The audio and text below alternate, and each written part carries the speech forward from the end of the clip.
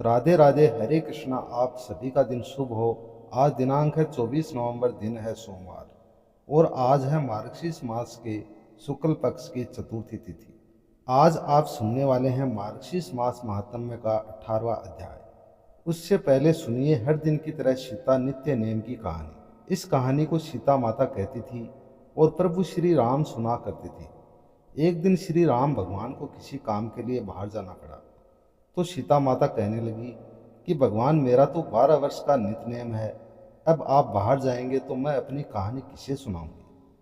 तब श्री राम ने कहा कि सीते, आप कुएं की पाल पर जाकर बैठ जाना और वहां पर जो भी औरतें पानी भरने आएंगी उन्हें अपनी कहानी सुना दिया करना। सीता माता कुएं की पाल पर जाकर बैठ गई। तभी एक स्त्री आई। उसने रेशम की जड़ी की साड़ी पहन रखी थी और सोने का घड़ा ले रखा था। सीता माता उसे देखकर कहने लगी, बहन, मेरा 12 वर्ष का नित्यनेम सुन लो। पर वह स्त्री बोली कि मैं तुम्हारा नित्यनेम सुनूंगी तो मुझे तो घर जाने में देरी हो जाएगी और मेरी सास मुझसे झगड़ा करेगी। इसलिए उसने कहानी नहीं सुनी और अपने घर चली गई। लेकिन उसके घर जाते ही उसकी रेशम चेहरी की साड़ी फट गई। सोने का घड़ा मिट्टी के घड़े में बदल गया। सासू ने देखा तो पूछा, अरे बहू, ये किसका दोष अपने सिर लेकर आ गई। बहू बोली, माँ जी, कुएं पर एक औरत बैठी थी। उसने अपनी कहानी सुनने के लिए कहा, लेकिन मैंने नहीं सुनी। शायद उसी का यह फल मुझे मिला है। बहू की बात सुनकर अगले दिन वही साड़ी और वही घड़ा लेकर सास कुएं की पाल पर गई। सास को वहीं पर सीता माता बैठी मिली तो माता सीता ने कहा, बहन, मेरी कहानी सुन लीजिए। सासू बोली, एक बार छोड़, मैं तो 4 बार कहानी सुन लूंगी। तब सीता माता बोली, राम आए, लक्ष्मण आए, देश के पुजारी आए, नित नेम का नेम लाए, आओ राम, बैठो राम, तपी रसोई जीमो राम, माखन मिश्री खाओ राम, दूध बतासा पियो राम, सूद के पलका मोठो राम, साल दुसाला पोठो राम, साल दुसाला ओडो राम, जब बोलूँ राम ही राम, राम सवारे सबके काम, खाली घर भंडार बनेंगे, सबका बेड़ा पार करेंगे, श्री राम जय राम, जय जय जय राम। सासू बोली, बहन, कहानी तो बहुत अच्छी लगी। फिर कहानी सुनकर सासू घर चली गई और उसकी साड़ी फिर से रेशम जड़ी की बन गई। मिट्टी का घड़ा फिर से वापस सोने के घड़े में बदल गया। बहू ने देखा तो कहने लगी, सासू माँ, आपने ये सब कैसे किया। सासू बोली, बहू, तू दोष लगाकर आई थी और मैं अब दोष को उतार कर आ रही हूँ। बहू ने पूछा कि माँ जी, वह कुएं वाली स्त्री कौन है। सासू ने बताया कि वह तो सीता माता थी। वह पुराने से नया कर देती है, खाली घर में भंडार भर देती है। वह लक्ष्मी जी का वास घर में कर देती है और मनुष्य की जो भी इच्छा हो उसे पूर्ण कर देती है। बहू बोली, माँ जी, फिर तो ऐसी कहानी मुझे भी सुना दो। सास बोली कि ठीक है, तुम भी सुनो। फिर सास ने कहानी शुरू की। राम आए, लक्ष्मण आए, देश के पुजारी आए, नित नेम का नेम लाए, आओ राम, बैठो राम, तपी रसोई जीमो राम, माखन मिश्री खाओ राम, दूध बतासा पियो राम, सूद के पलका मोठो राम, साल दुसाला पोठो राम, साल दुसाला ओडो राम, जब बोलो राम ही राम, राम सवारे सबके काम, खाली भंडार भरेंगे, सबका बेड़ा पार करेंगे, बोलो श्री राम जय जय राम। कहानी सुनकर बहू बोली, माँ जी, कहानी तो बहुत अच्छी है। सासू ने कहा, ठीक है, अब से हम इस कहानी को रोज किया करेंगे। अब सास बहू रोज सवेरे उठती, नहाती धोती और पूजा करने के बाद नित्य नेम की सीता माता की कहानी कहती थी। एक दिन की बात है, उनके यहाँ पड़ोस की एक औरत आई और बोली कि बहन, जरा सी आँच तो देना। तो बहू बोली कि आँच तो अभी हमने जलाई ही नहीं। पड़ोसन बोले, तो फिर तुम सुबह 4 बजे से उठकर क्या कर रही हो। तो उन्होंने कहा कि हम तो सुबह सुबह उठकर पूजा करते हैं, फिर सीता माता की नित्य नेम की कहानी कहते हैं। पड़ोसन ने उनकी बात सुनकर फिर कहा कि सीता माता की कहानी कहने से तुम्हें क्या मिला। तब ये दोनों बोले कि सीता माता की कहानी कहने से घर में भंडार भर जाते हैं, सारे काम पूर्ण हो जाते हैं, मन की इच्छा भी पूरी होती है। पड़ोसन ने कहा, बहन, अगर ऐसा है तब तो फिर मुझे भी कहानी सुना दो। तब बहू बोली कि ठीक है, तुम भी ये कहानी सुन लो। राम आए, लक्ष्मण आए, देश के पुजारी आए, नित नेम का नेम लाए, आओ राम, बैठो राम, तपी रसोई जीमो राम, माखन मिश्री खाओ राम, दूध बतासा पियो राम, सूत के पलका मोठो राम, साल दुसाला कोठो राम, साल दुसाला ओडो राम, जब बोलो राम ही राम, राम सवारे सबके काम, खाली घर भंडारे भरेंगे, सबके बेड़ा पार करेंगे, श्री राम जय जय राम। पड़ोसन ने इस कहानी को सुना तो कहने लगी, बहन कहानी तो बहुत अच्छी है। अब पड़ोसन भी नित्य नेम सीता माता की कहानी कहने लगी। कहानी कहने से सीता माता ने पड़ोसन के घर भी धन के भंडार भर दिए। देखते ही देखते अब तो पूरे मोहल्ले में नित्य नेम की कथा चल पड़ी और हर किसी की मनोकामना पूर्ण होने लगी। हे सीता माता, जैसे आपने उन सभी के भंडार भरे, वैसे ही हमारे भी भरना। कहानी कहने वाले, सुनने वाले और हुंकार भरने वाले सबके बनना। सभी प्रेम से बोले सीता मैया की जय। माँ अन्नपूर्णा व्रत की कथा के अनुसार प्राचीन समय की बात है। काशी निवासी धनंजय की पत्नी का नाम सुलक्षणा था। उसे अन्य सभी सुख प्राप्त थे, केवल निर्धनता ही उनके दुख का एकमात्र कारण, और यही दुख उसे हर समय सताता था।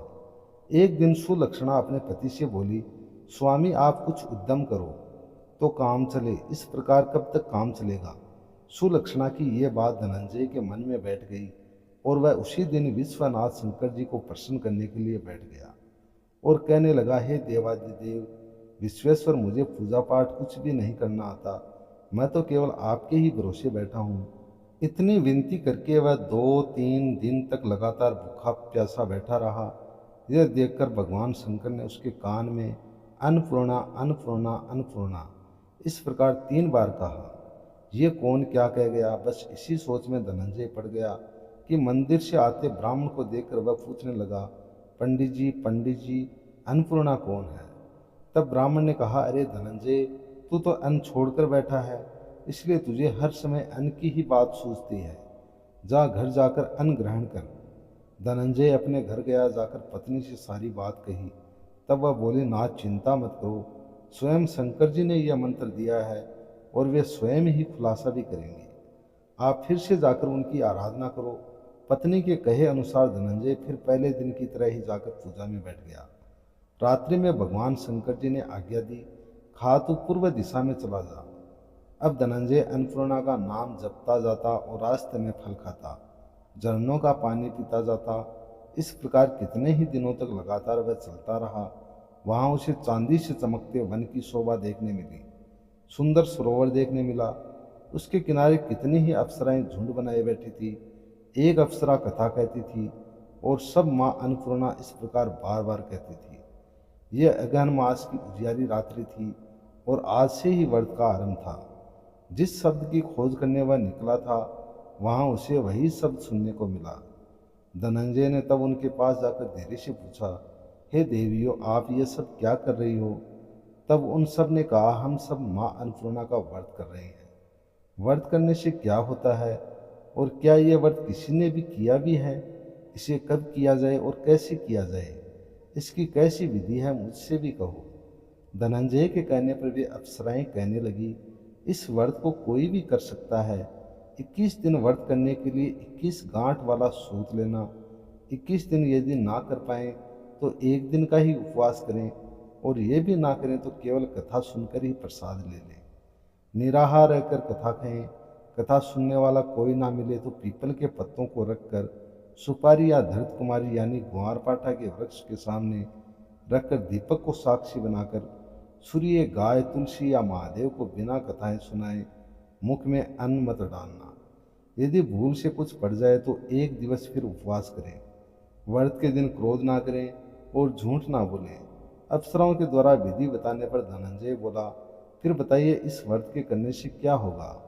तब वे कहने लगी, इसके करने से अंधे को नेत्र मिल जाता है, लूलों को हाथ मिल जाता है, निर्धन के घर धन के भंडार भर जाते हैं, बांझन को संतान मिलती है, मूर्ख को विद्या मिलती है, और जो जिस कामना से व्रत को करता है, माँ उसकी वह हर कामना पूर्ण करती है।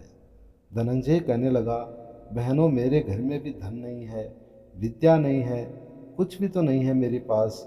मैं तो दुखिया ब्राह्मण हूँ, मुझे इस व्रत का सूद दोगी क्या। हाँ भाई, तेरा कल्याण हो, हम तुझे सूद देंगे। ले इस व्रत का मंगल सूत ले ले। तब धनंजय ने उन अप्सराओं से सूत लेकर व्रत को किया। व्रत पूरा हुआ तभी सरोवर में से 21 खंड की स्वर्ण सीढ़ी हीरा मोती जड़ी हुई प्रकट हुई। धनंजय जय अन्नपूर्णा कहता जाता था। इस प्रकार जाने कितनी ही सीढ़ियां वह उतर गया। तब अंदर जाकर उसने क्या देखा कि करोड़ों सूर्यों से प्रकाशमान मां अन्नपूर्णा का मंदिर है। उसके सामने स्वर्ण सिंहासन पर मां अन्नपूर्णा विराजमान है। सामने भिक्षा हेतु शंकर भगवान खड़े हैं। देवांगनाएं चंवर डुला रही हैं। कितने ही हथियार बांधे पहरा दे रही हैं। धनंजय दौड़कर मां जगदम्बा के चरणों में गिर पड़ा। देवी उनके मन का दुख जान गई। धनंजय हाथ जोड़कर कहने लगा, माता आप तो अंतर्यामिनी हैं, आपको मैं अपनी दशा भला क्या बताऊं, आप तो सब कुछ जानती हैं। तब माता बोली, तुमने मेरा व्रत किया है, जब संसार तुम्हारा सत्कार करेगा। माता ने धनंजय के जीवा पर बीज मंत्र लिख दिया। अब तो उसके रोम रोम में विद्या प्रकट हो गई। इतने में क्या देखता कि वह काशी विश्वनाथ के मंदिर में खड़ा है। माँ का वरदान लेकर धनंजय घर आया और अपनी पत्नी सुलक्षणा से सारी बात कही।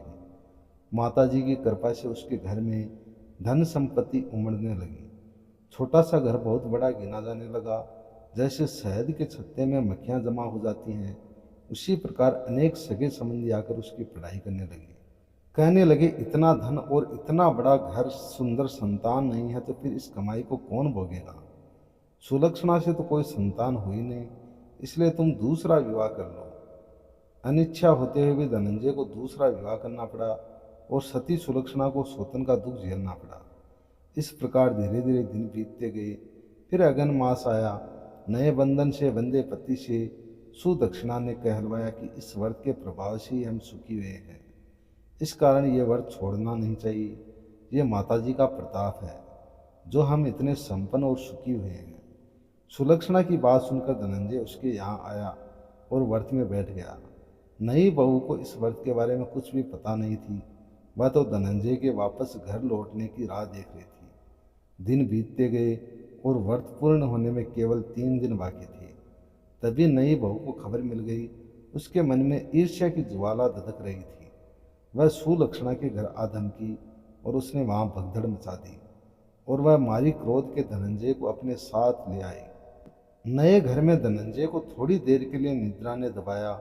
वह गहरी नींद सो गया और ठीक उसी समय नई बहू ने उसका व्रत का सूत तोड़कर आग में फेंक दिया। अब तो माता जी का कोप जाग गया। इधर माता क्रोधित हुई और उसके घर में अचानक आग लग गई। सब कुछ जलकर खाक हो गया। सुलक्षणा जान गई और अपने पति को अपने घर ले गई।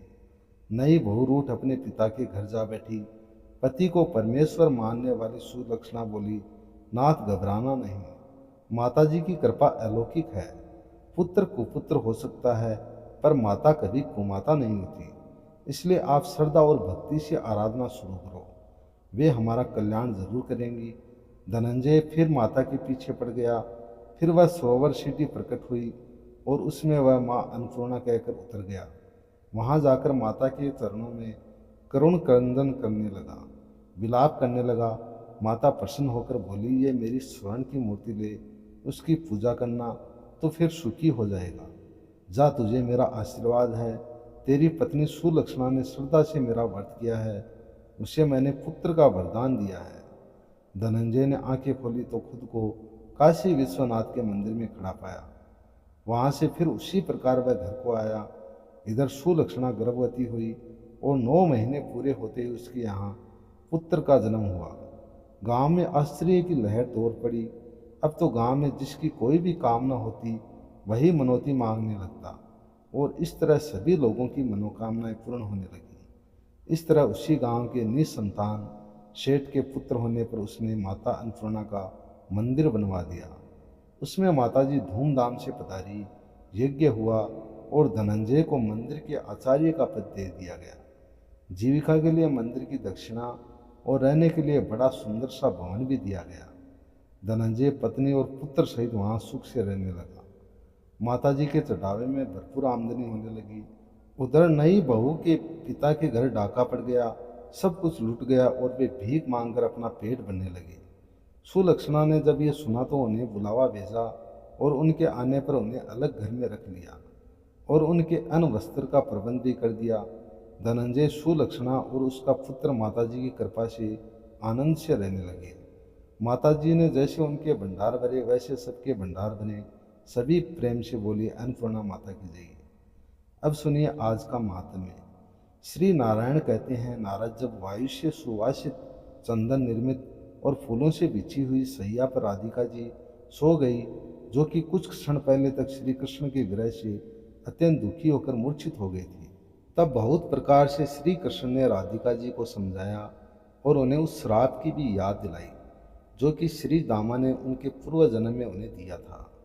जब राधिका जी गहरी निद्रा में सो गई, तब रात में तीसरे पहर के बीत जाने पर शुभ वेला में शुभ नक्षत्र से चंद्रमा का संयोग होने पर अमृत योग से युक्त लगन आया। लगन के स्वामी शुभ ग्रहों में से कोई एक अथवा बुध थे। उस लगन पर शुभ ग्रहों की दृष्टि थी। पाप ग्रहों के संयोग से जो दुर्योग या दोष आदि प्राप्त होते हैं, उसका उस लगन में सर्वथा अभाव था, अर्थात सब कुछ शुभ ही शुभ था। ऐसे समय में श्री कृष्ण ने स्वयं उठकर माता यशोदा को जगाया, मंगलकृत करवाया और बंधुजनों को आश्वासन दिया। जो विश्व ब्रह्मांड के स्वतंत्र कर्ता और स्वतंत्र पालक हैं, उन्हीं भगवान ने राधिका जी के भय से भीत होकर बाजा बजाने की मनाही कर दी, क्योंकि राधिका जी जब तक गहरी निद्रा में थी तब श्री कृष्ण को प्रस्थान करना था।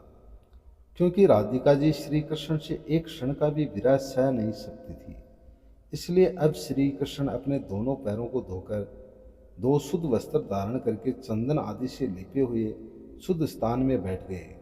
उनके बाएं भाग में चंदन आदि से सुसज्जित और फल पल्लव से युक्त भरा हुआ कलश रखा गया। दाहिने भाग में प्रज्वलित अग्नि और ब्राह्मण देवता उपस्थित हुए। सामने पति पुत्रवती सती साध्वी स्त्री प्रज्वलित दीपक और दर्पण प्रस्तुत किए गए। फिर पुरोहित जी ने सुनिग्ध दुर्वाकांड श्वेत पुष्प और शुभ सूचक श्वेत धान श्याम सुंदर के हाथ में रख दिए। उन सब को लेकर उन्होंने अपने मस्तक पर लगाया। फिर श्री कृष्ण ने घी, शहद, चांदी, सोना और दही के दर्शन किए। मस्तक पर चंदन का लेप करके गले में पुष्प माला धारण की। फिर गुरुजनों और ब्राह्मण के चरणों में भक्ति भाव से मस्तक झुकाया। शंख ध्वनि, वेद पाठ, संगीत, मंगलाष्टक और ब्राह्मण के मनोहर आशीर्वाद बड़े आदर के साथ सुने। सभी और मंगल प्रदान करने वाले अपने ही मंगलमय स्वरूप का ध्यान करके उन्होंने परम सुंदर दाहिने पैर को आगे बढ़ाया। कहते हैं कि जब भी किसी शुभ कार्य की शुरुआत करने के लिए या किसी जरूरी काम से आपको बाहर निकलना हो, तो अपने घर की दहलीज से दाहिना पैर ही सबसे पहले बाहर निकालना चाहिए। फिर नंद नंदन नंद के श्रेष्ठ प्रांगण में बड़ी खुशी से आ गए। अब सबसे मिलने के बाद वे वहां से जाने को तत्पर हुए। केले के सुंदर खंभों और रेशमी डोरे में गुथे हुए आम के पलों की बंधनवार से उस आंगन को सजाया गया था। विश्वकर्मा जी उसके फर्श में पद्मग मणि जड़ दी। कस्तूरी केसर और चंदन से उसका संस्कार किया गया था। अक्रूर जी और बंधु बांधु सहित श्री कृष्ण स्वयं वहाँ थोड़ी देर तक खड़े रहे। यशोदा जी ने बाई ओर से और आनंद युक्त नंद जी ने दाहिनी ओर से आकर अपने लाला को अपने हृदय से लगा लिया। बंधु बांधुओं ने उनसे प्रेम भरी बातें की और मैया ने और फिर बाबा ने अपने लाला का मुँह चूमा। मुने फिर श्री कृष्ण गुरुजनों को नमस्कार करके आंगन से बाहर निकले और स्वर्गीय रथ पर विराजमान होकर सुंदर मथुरापुरी की ओर चल दिए। मथुरा अपनी शोभा से इंद्र की अमरावतीपुरी को भी परास्त करके बड़ी सुंदर दिखाई देती थी। श्री कृष्ण ने अक्रूर जी और सखाओं के साथ उस रमणीय नगरी में प्रवेश किया। मथुरापुरी की भव्य शोभा देखकर आगे बढ़ते हुए कमल नयन श्री कृष्ण ने मार्ग में कुब्जा को देखा, जो अत्यंत जरा और वर्दासी थी, डंडे के सहारे चलती थी, अत्यंत झुकी हुई थी और उसके चेहरे पर झुर्रियां लटक रही थी। उसकी आकृति रूखी और बड़ी भयानक थी। वह कस्तूरी और केसर मिला हुआ चंदन का लेप लिए हुए आ रही थी, जिसके स्पर्श मात्र से शरीर सुगंधित, सुनिग्ध और अत्यंत मनोहर हो जाता था। उस वरदा ने शांत ऐश्वर्य युक्त श्री संपन्न श्री निवास श्री बीज और श्री निकेतन श्याम सुंदर श्री वल्लभ को मंद मुस्कान के साथ देखा। देखते ही देखते उसके दोनों हाथ जुड़ गए। फिर वह भक्ति से विनीत हो गई और सहसा उनके चरणों में सिर रखकर उससे उन्हें प्रणाम किया। साथ ही उनके श्याम मनोहर अंग में चंदन भी लगाया। श्री कृष्ण के जो सखा थे उनके अंगों में भी चंदन का लेप लगाया। फिर चंदन का स्वर्णमय पात्र हाथ में लेकर उस श्रेष्ठ दासी ने बारंबार परिक्रमा करके श्री कृष्ण को प्रणाम किया। श्री कृष्ण की दृष्टि पड़ते ही सहसा वह अनुपम शोभा से संपन्न और रूप यौवन से लक्ष्मी जी के समान ही सुंदर हो गई। आग में तपाकर शुद्ध की हुई स्वर्ण प्रतिमा के समान वह दीप्तमती हो गई। सुंदर वस्त्र और रत्नों के आभूषण अब उसके अंगों की शोभा बढ़ा रहे थे। वे 12 वर्ष की अवस्था वाली कुमारी कन्या के समान धन्या और मनोहारिणी लगने लगी। बहुमूल्य रत्नहारों द्वारा निर्मित श्रेष्ठम हार से उसका वक्षस्थल उद्सित हो उठा। अब जो कुछ क्षण पहले झुकी हुई वह चलती थी, अब गजराज की तरह मंद गति से चलने लगी। रत्नों के मंजीर उसके चरणों की शोभा बढ़ाने लगे। उसके ललाट में सिंदूर की बेंदी लगी हुई थी जो अनार के फूल की तरह लाल थी। मुनि सुंदरी कब्जा मनवाणी और शरीर से श्री कृष्ण के चरणों की ही चिंतन और आराधना में लगी हुई थी। वह तो निरंतर यही सोचती रहती थी कि कब श्री कृष्ण का शुभ आगमन होगा और कब मैं उसके मनोहर मुख चंद्र के दर्शन कर पाऊंगी। उसे तो सारा जगत सदा श्री कृष्णमय दिखाई देता है। कुब्जा को विदा करने के बाद श्री कृष्ण ने एक मनोहर माली को देखा जो मालाओं का समूह लेकर राजभवन की ओर जा रहा था। उसने भी श्रीकांत को देखकर पृथ्वी पर माथा टेक कर उन्हें प्रणाम किया और अपनी सारी मालाएं परमात्मा श्री कृष्ण को ही अर्पित कर दी। श्री कृष्ण ने उसे अत्यंत दुर्लभ दास्य भाव का वरदान दे दिया और उसकी लाई गई मालाएं पहनकर उस सुंदर राजमार्ग पर भी आगे बढ़ गए। फिर रास्ते में उन्हें एक धोबी दिखाई दिया जो कि वस्त्रों का गट्ठर लेकर जा रहा था। वह बड़ा बलवान और अहंकारी था। यौवन के मद से उन्मत्त होकर वह सदा उदंडतापूर्ण व्यवहार किया करता था। महामुनि श्री कृष्ण ने उससे विनयपूर्वक वस्त्र मांगा। अब उसने उन्हें वस्त्र तो दिया नहीं बल्कि उल्टे कठोर बातें सुना डाली। धोबी बोला, ओ मूढ़, तू गोप जनों का लाडला है। यह वस्त्र गाय के चरवाहों के लायक नहीं है। यह वस्त्र तो अत्यंत दुर्लभ और केवल राजाओं के लिए ही है। धोबी की यह बात सुनकर मधुसूदन हंसने लगे। बलदेव जी, अक्रूर जी और बाकी सखा भी हंसने लगे। श्री कृष्ण ने फिर एक ही तमाचे में उस धोबी का काम तमाम करके कपड़ों का गट्ठर वह उससे ले लिया और सखाओं सहित अपनी रुचि के अनुसार वस्त्र धारण किए। वह धोबियों का सरदार फिर दिव्य देह धारण करके श्री कृष्ण पार्षदों से विभूषित रत्नमय विमान द्वारा गोलोक को चला गया। उसका वह दिव्य शरीर अक्षय यौवन से युक्त, जरा और मृत्यु का निवारक श्रेष्ठ पीताम्बर से युक्त था। गोलोक में पहुंचकर वह भी वहीं के पार्षदों में से एक पार्षद हो गया। वहां अपने मन को वश में रखकर वह नित्य निरंतर श्री कृष्ण के शुभ आगमन का चिंतन करता रहता था। इधर मथुरा में सूर्य देव अस्ताचल को चले गए, अर्थात सूर्य देव अस्त हो गए। तब श्री कृष्ण की आज्ञा लेकर अक्रूर जी अपने घर को गए और श्री कृष्ण भी बलदेव जी और अपने सखा आदि के साथ बड़े आनंद से किसी वैष्णव के घर गए। जो कपड़ा पुण्य का व्यवसाय किया करता था, उसने अपना सब कुछ भगवान को समर्पित कर रखा था। उस भक्त ने श्री कृष्ण को प्रणाम करके उनका पूजन किया। फिर भगवान ने उसे अपना वह दास्य भाव प्रदान किया जो ब्रह्म आदि देवताओं के लिए भी अत्यंत दुर्लभ है। वहाँ उत्तम मिष्टान भोजन करके सब लोग पलंग पर सो गए। फिर श्री कृष्ण कुब्जा के घर पधारे। उसने उनका स्वागत किया। भगवान ने उसे बताया कि प्रिय श्री राम अवतार के समय तुमने मेरे लिए कठिन तपस्या की थी, इसलिए अब मुझसे मिलकर जरा मृत्यु रहित और अत्यंत दुर्लभ मेरे परम धाम गोलोक को जाओ। उसी समय गोलोक से एक दिव्य रथ वहाँ आया और कुब्जा दिव्य देह धारण करके उसी के द्वारा गोलोक को चली गई। मुनेवत वहीं चंद्रमुखी गोपी हो गई और कितनी ही गोपियाँ उसकी परिचारिका हो गई। भगवान नंद नंदन भी क्षण भर कुब्जा के यहाँ ठहरकर पुनः अपने निवास मंदिर में लौट आए। जहाँ नंद जी सानंद विराजमान थे, उधर भय विम्बल कंस ने रात को नींद न आने पर दुखद स्वप्न देखा जो उसकी मृत्यु का सूचक था। उसने देखा सूरज आकाश से गिरकर पृथ्वी पर पड़ा है, उसके 4 टुकड़े हो गए हैं। मुने इसी तरह चंद्रमंडल भी आकाश से पृथ्वी पर गिरकर 10 टुकड़ों में बटा हुआ दिखाई दिया। उसने कुछ ऐसे पुरुष भी देखे जिनकी आकृति विकृत थी।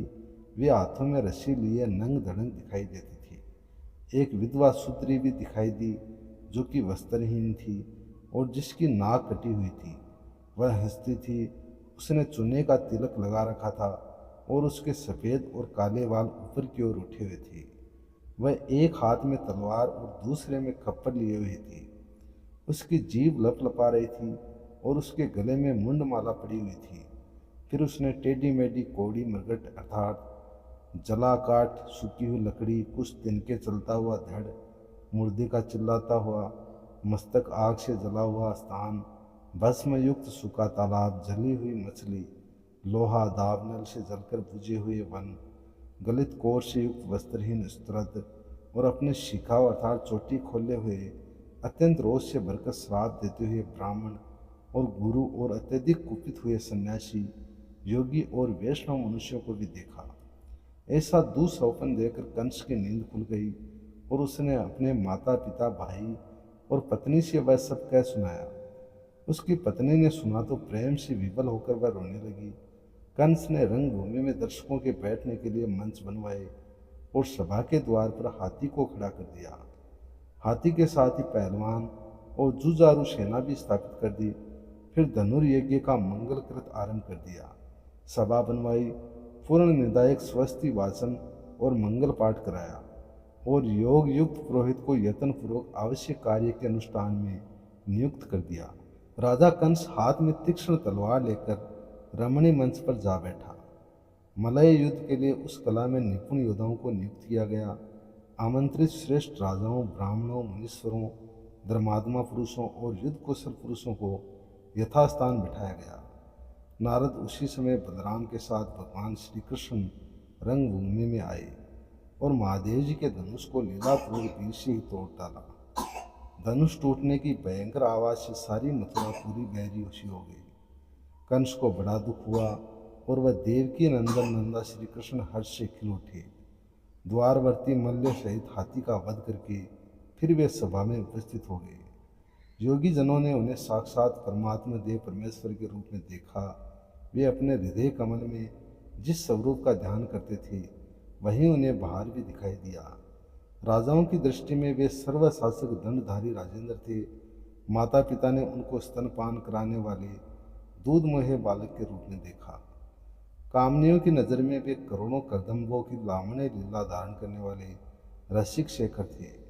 कंस ने काल पुरुष के रूप में देखा और उसके भाइयों ने शत्रु के रूप में, मल्लों ने अपनी मृत्यु का स्थान माना और यादवों ने उनके प्राणों के समान प्रिय देखा। अब श्री कृष्ण ने सभा में बैठे हुए सभी मुनिजनों, ब्राह्मणों, अपने माता पिता और गुरुजनों को नमस्कार किया। फिर हाथ में सुदर्शन चक्र लेकर वे राजमंच के निकट पहुंच गए। मुनि उन्होंने कंस को अपने भक्त के रूप में देखा। भक्तों के तो वे जीवन बंधु ही हैं।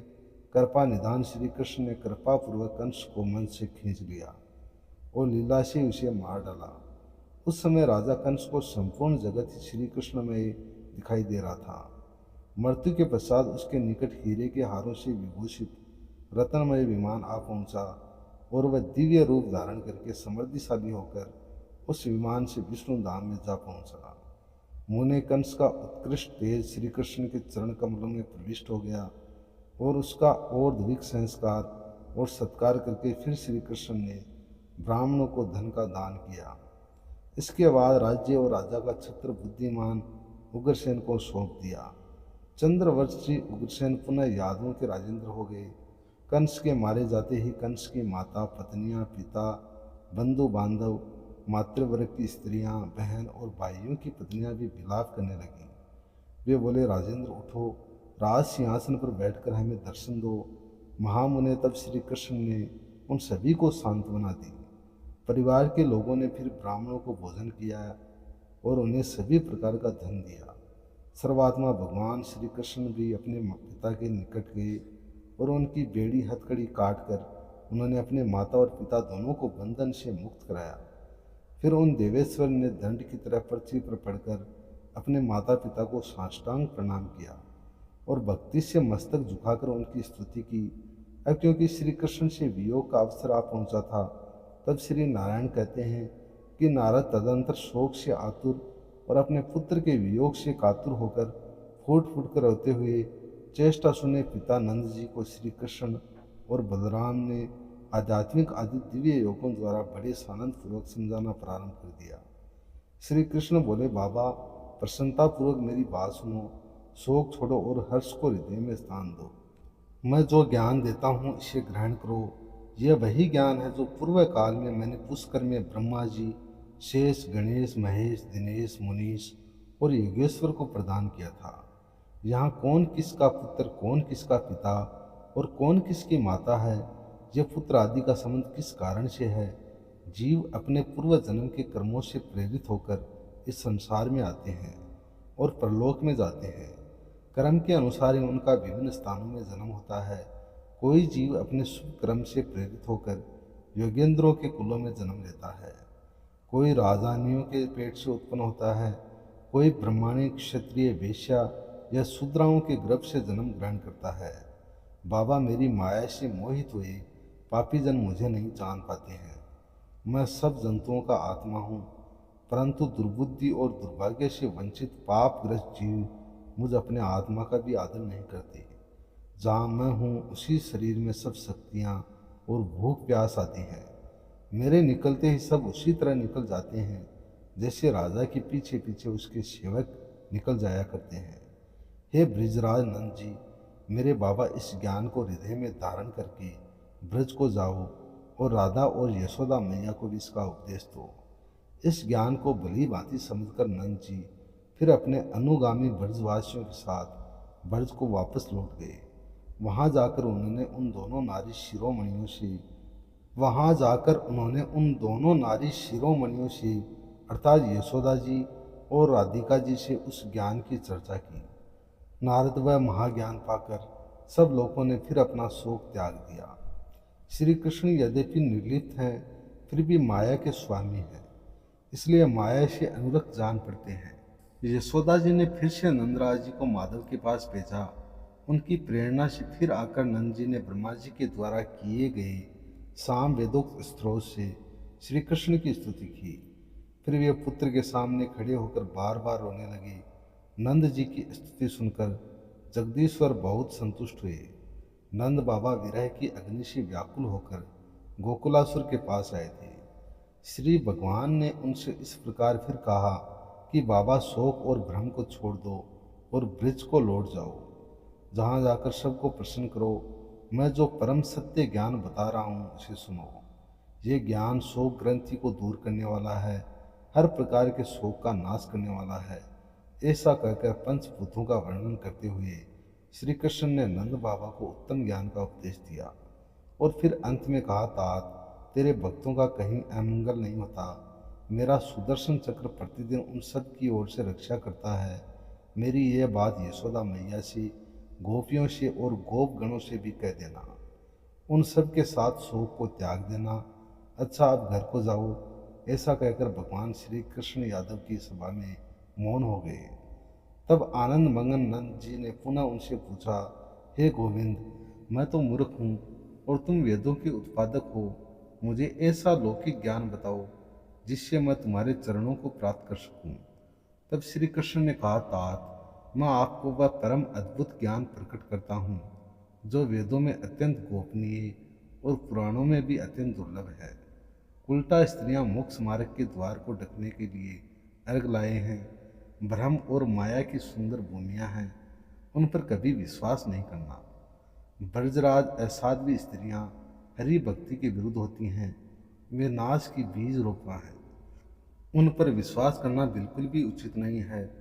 प्रतिदिन प्रातःकाल उठकर रात में पहने हुए कपड़ों को त्याग दें और हृदय कमल में इष्ट देव का ध्यान और ब्रह्मरंध्र में परम गुरु का चिंतन करें। मन ही मन उसका चिंतन करके प्रातःकालिक सभी कर्म पूर्ण करने के बाद बुद्धिमान पुरुष निश्चय ही निर्मल जल में स्नान करें। कर्म का उच्छेद करने वाला भक्त कोई कामना या संकल्प नहीं किया करता, वह स्नान करके भगवान का ध्यान करता है और संध्या करके घर को लौट जाता है। दरवाजे पर दोनों पैर धोकर वह घर में प्रवेश करे और धुले हुए 2 वस्त्र अर्थात धोती चादर धारण करके मोक्ष के कारण भूत मुझ परमात्मा का ही पूजन करेंगे। शालिग्राम, मणि, यंत्र, प्रतिमा, जल, ब्राह्मण, गो तथा गुरु में सामान्य रूप से मेरी स्थिति मानकर इनमें कहीं भी मेरी पूजा करनी चाहिए।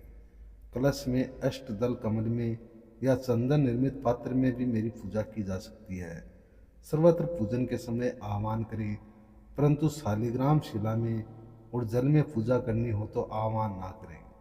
मंत्र के अनुरूप ध्यान का श्लोक पढ़कर मेरा ध्यान करने के बाद वर्ती पुरुष षोडोपचार की सामग्री क्रमशः अर्पित करें और भक्ति भाव से मूल मंत्र द्वारा मेरी पूजा करें।